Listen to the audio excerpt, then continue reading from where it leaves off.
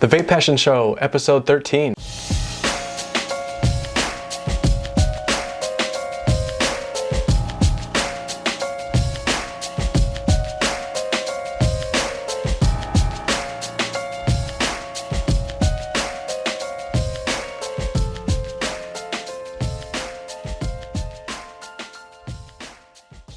Hey everybody, what's up? Welcome to the show. I'm actually recording this on a different setup this week, so you might notice a little difference in the audio and the video. I purchased a Canon T5i. It's a refurb model directly from Canon, so the quality should be a lot better.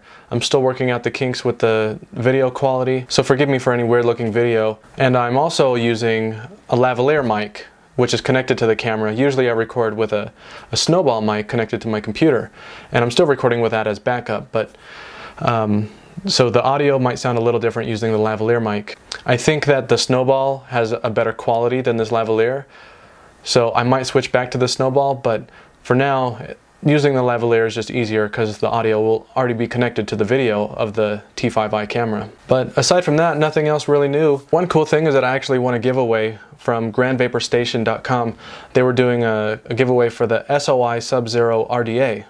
It's a competition RDA. It looks really cool and I'm excited to try it out. I can't wait to get it. But I guess that's really all that's going on. Oh, actually, I am going to a B2B conference, a vaping conference here in Denver. I got a media pass for myself so I can go in. The conference is called the Big Industry Show. So if you look them up, you'll notice that it's probably a lot of marijuana related stuff. And that's because marijuana is legal here in Colorado. So this isn't just a vaping conference, but they do have a lot of vape stuff. These are mostly manufacturers who are trying to get their stuff into shops.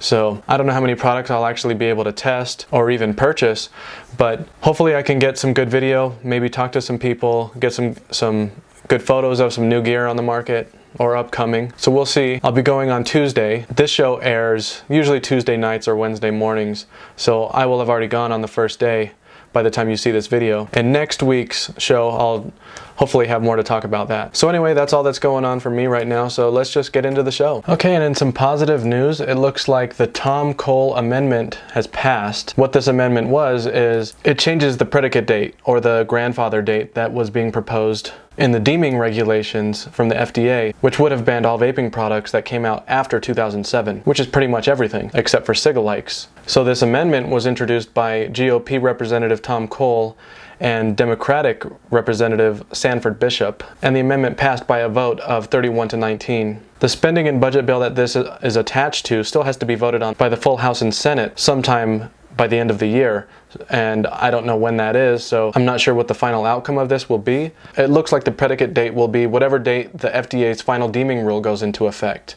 So whenever we finally get those deeming regulations from the FDA, which should be soon, this month or next month maybe, when that rule goes into effect, that's what the predicate date will be. At least this has passed and we get to keep everything prior. That's still a lot of really great products, and it doesn't leave us with crappy cigalikes. Okay, so a new study was released on April 19th. It was presented at the 4th Workplace and Indoor Aerosols Conference in Barcelona, and this study shows for the first time that exhaled e-cigarette particles are liquid droplets that evaporate within seconds. According to this post on eurekalert.org, they're saying that this research is the first detailed study of its kind conducted to investigate particles in exhaled e-cigarette vapor. I don't think it's the first study of its kind, but maybe it's the first detailed study of its kind, because I know I've read an article about a study like this not too long ago, a few months ago. But anyway, it's good to have another study. During the study, they say that regular vapors used commercially available closed system e-cigarettes, which I believe are blues. They said that researchers measured particle concentrations in the surrounding air. Immediately after exhaling the vapor, scientists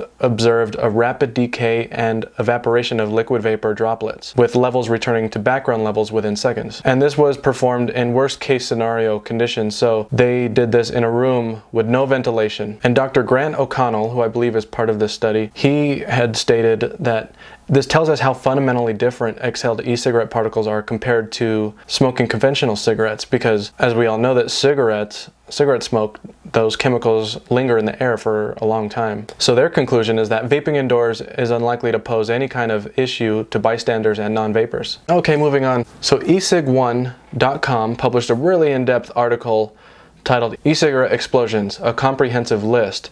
So this is everything they could find mentioned in the media back to 2009, I believe. They claim that it's the most comprehensive list of e-cigarette explosions that has ever been made available to the public. What they hope to accomplish with this is to help reduce or eliminate e-cigarette related explosions moving forward. So they found a total of 162 e-cigarette explosions.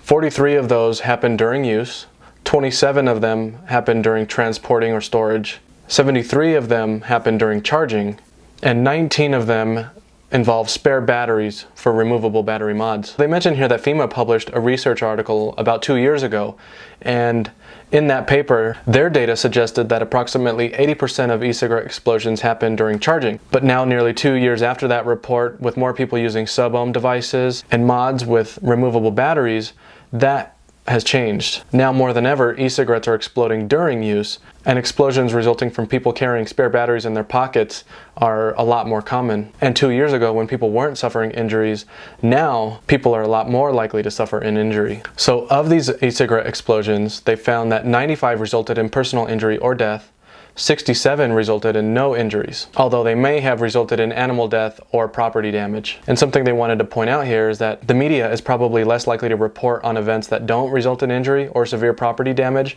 so they compiled all of this information from what they could find. This isn't everything, because the media might not report on it, the e-cigarette owner might not report it to anyone. Some victims choose to protect their rights to privacy, so that can't be reported on. But still, this is a fairly complete study. But still, there's a lot of great research here, and like they say, probably the most in-depth that there is available to us right now. Something else they wanted to point out is that there's a small failure rate with all lithium-ion batteries, and that includes things like notebook computers, tablets, mobile phones, especially when using a third-party knockoff charger. So there are some tips here for people to avoid e-cigarette explosions. One, you can follow battery charging guidelines and don't charge your batteries unattended.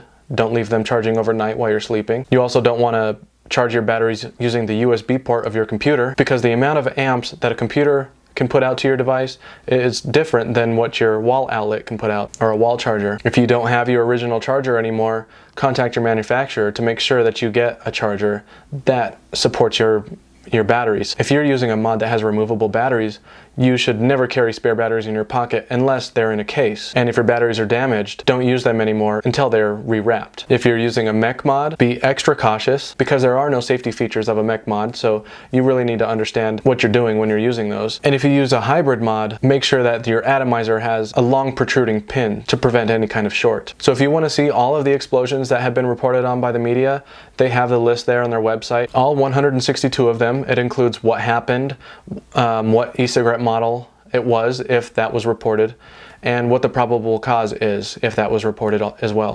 Okay, and in some really cool news in regards to battery technology, a researcher just accidentally developed a battery that could last a lifetime. Some researchers from the University of California, Irvine, have invented a nanowire-based battery that can be recharged hundreds of thousands of times. The lead study author, her name is Maya Lei Tai, coated gold nanowires in manganese dioxide and cocooned them in a plexiglass-like gel. This was entirely on accident. They found that this combination keeps all of the properties of the nanowires intact and makes them resistant to fractures, because normally nanowires are really fragile. They have great electrical storage and transmission, but they easily break. But with this thin layer of gel, they found that the nanowires are much stronger and they can cycle it hundreds of thousands of times without losing any battery capacity. So far, they've charged it and discharged it up to 200,000 times without breaking the wire or losing battery capacity. From what I understand, these are lithium-ion batteries, so it's what we would use in our vaporizers if something like this would come to market. Hopefully it does, and hopefully it comes soon. I would imagine that companies producing lithium-ion batteries are probably freaking out about now. But man, could you imagine having a 18650 battery that would never die? You could use it for the rest of your life? That would be cool. Okay, this next one is a spreadsheet titled Affordable Authentic Addies, or Atomizers. Now, fortunately, I didn't get the username of the person who submitted this on Reddit, and I lost that tab. I don't know where to go to find it. So I feel really bad that I'm not going to be able to give credit to the person who created this spreadsheet, but it's a really good spreadsheet that has a whole bunch of atomizers. I think there's 116 here. There are RDAs and RTAs, a couple of Genesis mixed in, and these are all really popular atomizers. The most expensive on the list I see here is $99, which is a lot for an atomizer, but it's a K-Fun Mini V3, and the price just goes down from there. You see the Tugboat V3 and V2 at $90, the Hobo at $90, and Let's see, scrolling through, Aroma Miser 45, Limo 2 at 27, and here at the bottom of the list you see the Freak Show Mini for $8 and the 454 Big Block for $10. So there's a lot of stuff in here. If you're looking for something that's authentic and high quality, go check out that spreadsheet, and there's links here to the vendors who are selling it for these prices. Okay, moving on. So this next article is called The Ultimate Guide to Vaping Apps and Calculators. This is a really useful one. All of these apps are for iPhone and Android, so let's just run through them real quick. The first set of apps mentioned here are e-cig saving calculators and quitting tools. So there's e-cig Diary for Android, which covers all the core features you're looking for in a savings calculator. Things like how many cigarettes have you smoked, or how much money have you saved from not smoking, things like that. This one is only in euros, so not so useful for the United States probably, but this next app is called Vape. That's an Android app. It does the same thing as e-cig Diary, and it's free. Quit Now, it offers the same set of features as the other ones, also free I believe. Smoke Free, that one's for iOS and Android. And this one gives you tips to help you get through cravings and the process of quitting altogether. Okay, so moving on to the best vaping calculators, the first one on the list here is Ohm's Law. This is an iOS app. It pretty much does what the name suggests. It's a very simple and basic app, and it's free. The next one is Microcoil Pro, which is a really good calculator for vapors who build their own coils. It also includes an atomizer database with suggested builds for those atomizers. You can get that one for $5 US. Okay, next up is Vapor's Toolbox. That's an Android-only app. It includes all the core features of any coil building calculation app you would want, and it also has an Ohm's Law calculator, and it's free. Okay, next up, Coil Calculator. This is for iOS and Android. It's also pretty basic and it's bare bones, but it's only $1. Okay, then there's Cloudbox, Android only. This one has two calculators mixed in, two tools. One is called the Coil Toy, which is a normal coil calculator. And then Juice Cook. Juice Cook is an e-juice calculator, which allows you to build a library of ingredients and recipes and calculate how much of each ingredient you need to add to your mix at desired nicotine level. You can get that one for $1. Okay, moving on to the best DIY e-juice calculators. e-Juice Lab for Android. It's a user-friendly e-juice calculator and it's free. There's e-Liquid Calculator for Android. It includes a simple e-juice mixing calculator and a wattage and resistance calculator. And that's it for those ones. Now moving on to multi-purpose vape calculators. The first one we have here is Steam Engine. So this one is online only. This isn't an app. So any phone where you can use a browser, you can get to Steam Engine. It has options for Ohm's Law calculations, coil wrapping, DIY mixing, battery life calculations, and even more detailed calculators for coils if you need them. That's actually the one I use all the time. It works great on the phone, and it's free, so I don't need to use anything else. VaporCalc is an Android-only app. This is a DIY e-juice calculator with a coil calculator and an Ohm's Law calculator, and that one's free. Next up is Vape Tool. That's Android-only. It offers a coil making calculator, DIY mixing, user-created juice recipes, an Ohm's Law calculator, and a battery life calculator, and that one's also free. Next up, Sweet Spot, another Android-only app. This one has a DIY mixing calculator and a nicotine calculator, which helps you compare your nicotine intake as a smoker and a vapor. And then it has a savings tracker built in, and also a vape shop locator. And the last one on this list is called VapePassion. This one is an iOS and Android app, and this one pretty much has it all. It's got coil building, Ohm's Law, a juice finder, a vape shop locator. You can create a wish list. They have a wiki, and they even have their own social media network built in. And they have a really detailed list of devices and e-liquids, and it's all free. I actually downloaded that one, and it looks pretty cool. If you're looking for a native app for all your vaping calculation needs, that's probably a pretty good one. From what I've seen of it so far, it works pretty well. But personally, I think I'm just going to stick with Steam Engine. I like that one, and it's free, and I can use it anywhere. And I'm very familiar with it. But I am going to continue playing around with VapePassion, because it does look pretty cool. Okay, this next tip here is a reminder to wash your wire before you use it. A user from Reddit submitted an image of his dirty fingers after having created Clapton wires. This is just your normal Kanthal A1 wire. He got it from Lightning Vapes, and it doesn't really matter where you get the wire from. It's all going to be dirty. Something I actually do is I use alcohol wipes to clean my wires. So yeah, before you vape it, make sure your wire's clean, because you don't want to be inhaling all that dirt. Alright, so let's go on to the next topic here. This is a really cool resource created by DJ LSB Vapes, Daniel. He put together a sort of spreadsheet with all of the devices and atomizers that he owns to measure the 510 pin length. So the 510 pin on a mod and the 510 length on an atomizer. For the mods, he also measured the throw, so how far the pin is able to move. And for atomizers, he measured the difference between the pin and the negative threads. So there are a couple of reasons this will be useful for people. One being that it can help you find an atomizer that is compatible with a hybrid mod. If you're using a hybrid mod, it'll make sure that you're using an atomizer that has a long pin that keeps you safe. Another benefit of a chart like this is that some mods don't have much give in the 510 pin. They might not be springy enough, they might not be able to be pushed down very far. And if you have an atomizer that has a really long 510 pin, you screw that on and you can destroy that 510 pin. So it's a really great resource from Daniel, and I'm really glad that he put this together. Very helpful. Okay, this next one is from ecigarettereview.com. It's titled Monstering: Why Nicotine Replacement Therapies Are a Threat to Public Health. So this article is basically a demonstration in how FDA-approved NRT, nicotine replacement therapy, such as nicotine gum or lozenges, can be scrutinized in the same way that anti-tobacco groups talk about vaping, complete with twisted facts and cherry-picking of studies to mislead people into thinking that NRT is unsafe. So the author is writing this post as if he's someone fighting against NRT. He says nicotine replacement therapy isn't as benign as Big Pharma wants you to believe. With his powers of cherry-picking, misrepresentation, and lies of omission, he can reveal the truth. NRT is a serious threat to public health. For one, NRT contains carcinogens and harmful chemicals. Nicotine patches, nicotine gums, and inhalers contain tobacco-specific nitrosamines, which are potent carcinogens. Nicotine inhalers contain formaldehyde, acetaldehyde, O-methylbenzaldehyde, cadmium, nickel, and lead. They contain nicotine, which is a highly addictive substance. Pharma shills will tell you that nicotine isn't particularly addictive outside of smoke, and they've even managed to convince the FDA to remove the addictiveness warning from nicotine replacement therapy products. Another reason NRT is bad is that most users don't quit, they still smoke. Almost all smokers who try patches, gums, and inhalers continue to smoke rather than quit. About 93% of smokers who try NRT just become dual users, or even just go right back to smoking. And nicotine gums and patches come in sweet flavors. For example, nicotine gums are available in flavors like Fruit Chill and Cinnamon Surge. Obviously, that's not something an adult wants. If they were marketing to smokers, they'd make them taste like stale ashtrays. They're clearly shooting for the youth market here. And they're even selling these as lozenges, which look just like candy. It's pretty clear they're targeting youth. And did you know that in 2014, there were over 1,300 poisonings from NRT products? 64% of them were in children under the age of 12. There were almost 14,000 poisonings in 2013 and almost the same amount in 2012. So we know that NRT products are sold in child-friendly flavors. You can hardly tell the difference between them and candy.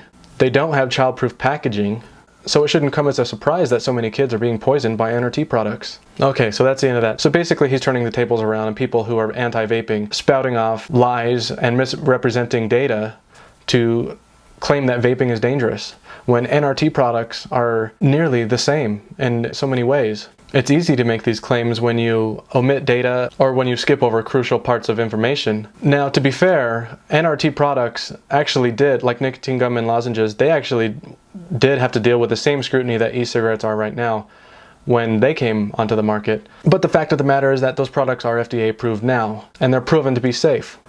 So despite having many of the same qualities as e-cigs do, it just goes to show you how hypocritical anti-vaping groups are being towards vaping. It's a really clever article. I really like how he closes it off to this final sentence. He says, "But nobody would really do anything that ludicrous and dangerous when discussing a potentially life-saving product, would they? No, of course not. That would be horrendously irresponsible." Yep, that's anti-tobacco for you. Okay, and the last one here is about ECR Poker. It's a subreddit. They've been around, but they haven't done any tournaments in a while now, but they just came back. They've launched a new website, and what this is a place for vapers to play poker against each other in tournaments and have a chance to win prizes. All of these prizes are provided by e-juice companies who are also on Reddit. They have several sponsors right now: DB Liquids, Gremlin Juice, Indigo Vapor, High Stakes Vapor, Blue Dot Vapors, Vapor Trails NW, and Oasis Vape. The list seems to be growing, and it looks like they're doing tournaments every Sunday at about 8 p.m. Eastern. There are 9 prizes to win, or at least there was on this last tournament, and 2 random drawings. So there are a lot of opportunities to win. I don't believe there's any buy-in to get into the game. You just sign up, you register, pick a username, and you're ready to go. And with so many prizes being given out, even if you suck at poker, you have a good chance of winning, I think. So yeah, go check that out. I haven't actually played yet, but I do hope to play it sometime soon. Okay, so that's going to do it for this episode. You'll find the show notes for this episode on VapePassion.com. If you want to support the show, consider donating to my Patreon page. You can find that at patreon.com/VapePassion. That's PATREON.com. You can follow me on Twitter at VapePassion. I'm also on Facebook. If you're listening to the podcast version of this, you can find this episode on YouTube with pictures and more video, everything I talk about in the episode. And if you're watching this on YouTube, you can find this in podcast format on iTunes, Stitcher, and now Google Play. You can find links to all of that stuff on my website. If you guys have any questions or comments for me, go to my website. You'll find a contact page and you can send me an email from there. All right, I hope to see you again next week.